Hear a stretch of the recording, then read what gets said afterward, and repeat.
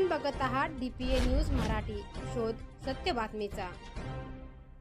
रेती तस्करांना अभय देणाऱ्या सिंदखेड राजा तहसीलदार सचिन जयस्वाल यांची चौकशी करून कारवाईची अखिल भारतीय ग्रामीण पत्रकार संघाची जिल्हाधिकाऱ्याकडे निवेदनाद्वारे मागणी। बुलढाणा खडकपूर्णा नदीपात्रामधून काही महिने अधिकृत पासवर रेती विक्री सुरू होती। रात्रीच्या वेळेला मलकापूर, पांगरा, शेंदुरजन, साखरखेडा या भागामध्ये विना नंबर रेतीचे टिप्पर अवैधपणे चालू होते। चौफुलीवर अवैध रेती वाहतूक करणाऱ्यामार्फत एक हेर ठेवला जात होता। तो हेर कोण आहे, कोण गेले याची संपूर्ण माहिती द्यायचा।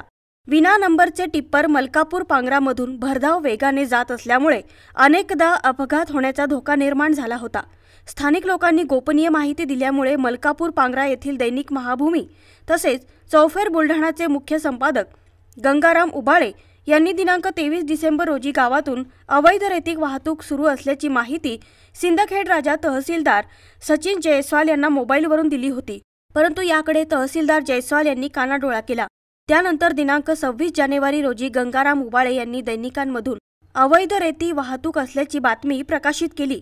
त्यानंतर दुसऱ्या दिवशीही अवैध रेती विना नंबरच्या टिप्पर सुरू असल्याची माहिती उबाळे यांनी तहसीलदार यांना दिली, परंतु सिंदखेड राजा तहसीलदार सचिन जयस्वाल यांनी कुठलेही म्हणणे ऐकून न घेता पत्रकार गंगाराम उबाळे यांना दूरध्वनीवरून फोन करून उर्मटपणाची भाषा वापरून तुम्ही पत्रकार लोक फालतूगिरी करता असे म्हटले। शिवाय तुम्हा पत्रकारांना कुठलेही काम धंदे नसून माझे काहीही वाकडे होत नाही असे म्हटले। त्यामुळे तहसीलदार सचिन जयस्वाल यांनी पत्रकार उबाळे यांच्याशी उर्मटपणाची भाषा वापरून एक प्रकारे पत्रकारांचा अपमान केला असून त्यांची चौकशी करून त्यांच्यावर कडक कारवाई करावी अशी मागणी अखिल भारतीय ग्रामीण पत्रकार संघाच्या वतीने जिल्हाधिकारी बुलढाणा यांना दिनांक 5 फेब्रुवारी रोजी दिलेल्या निवेदनाद्वारे केली आहे। या निवेदनावर अखिल भारतीय ग्रामीण पत्रकार संघाचे जिल्हाध्यक्ष प्रताप मोरे, जिल्हा उपाध्यक्ष अशोक इंगळे, जिल्हा प्रसिद्धी प्रमुख सचिन खंडारे, सिंदखेड राजा तालुका अध्यक्ष प्रल्हाद देशमुख, सिंदखेड राजा प्रसिद्धी प्रमुख गंगाराम उबाळे, जिल्हा उपाध्यक्ष बबन सरकटे, जिल्हा सचिव राजेंद्र मोरे यांच्या सह्या आहेत। आता जिल्हाधिकारी यावर काय कारवाई करतात हे पाहणे महत्त्वाचे ठरेल। DPA न्यूजसाठी प्रतिनिधी सुरेश हुसे, सिंदखेड राजा।